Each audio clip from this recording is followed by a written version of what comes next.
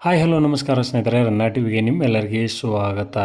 ಕನ್ನಡ ಕಿರುತೆರೆಯಲ್ಲಿ ಮತ್ತೊಂದು ಹೊಸ ಧಾರಾವಾಹಿಯು ಬರಲಿದೆ. ಅದೇ ಅಗ್ನಿ ಸಾಕ್ಷಿ ಧಾರಾವಾಹಿ. ಇದರ ಬಗ್ಗೆ ಇಂದಿನ ವಿಡಿಯೋದಲ್ಲಿ ತೆಗೆದುಕೊಂಡು ಬರೋಣ.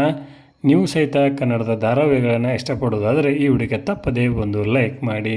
ಕನ್ನಡ ಕಿರುತೆರೆಯಲ್ಲಿ ಅತಿ ಹೆಚ್ಚು TRPಯನ್ನು ಪಡೆದುಕೊಂಡ ಧಾರಾವಾಹಿ ಎಂದರೆ ಅದು ಕಲರ್ಸ್ ಕನ್ನಡ ವಾಹಿನಿಯಲ್ಲಿ ಪ್ರಸಾರವಾಗುತ್ತಿದ್ದ ಅಗ್ನಿ ಸಾಕ್ಷಿ ಧಾರಾವಾಹಿ. ಬರೋಬ್ಬರಿ 21ರಷ್ಟು TRPಯನ್ನು ಪಡೆದುಕೊಳ್ಳುವುದರ ಮುಖಾಂತರ ಕನ್ನಡ ಕಿರುತೆರೆಯಲ್ಲಿ ದಾಖಲೆಯನ್ನೇ ಸೃಷ್ಟಿ ಮಾಡಿದ ಧಾರಾವಾಹಿ ಇದಾಗಿದೆ. ಇದೀಗ ಹಳೆಯ ಧಾರಾವಾಹಿಯ ಹೆಸರಿನೊಂದಿಗೆ ಹೊಸ ಪ್ರೇಮಕತೆ ಸದ್ಯದಲ್ಲಿಯೇ ಕಲರ್ಸ್ ಕನ್ನಡ ವಾಹಿನಿಯಲ್ಲಿ ಪ್ರಸಾರವಾಗಲಿದೆ.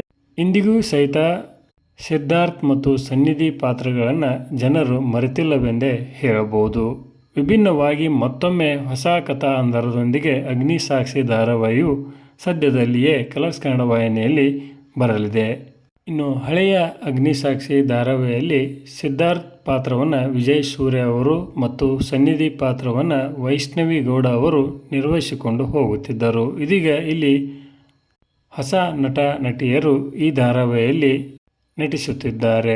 ಇದರ ಬಗ್ಗೆ ಹೆಚ್ಚಿನ ಮಾಹಿತಿಯನ್ನು ಮುಂದಿನ ವಿಡಿಯೋದಲ್ಲಿ ತಿಳಿಸಿಕೊಡಲಾಗುವುದು. ಇದರ ಬಗ್ಗೆ ನಿಮ್ಮ ಅನಿಸಿಕೆಯನ್ನು ಕಮೆಂಟ್ ಬಾಕ್ಸಲ್ಲಿ ತಿಳಿಸಿ. ಧನ್ಯವಾದಗಳು.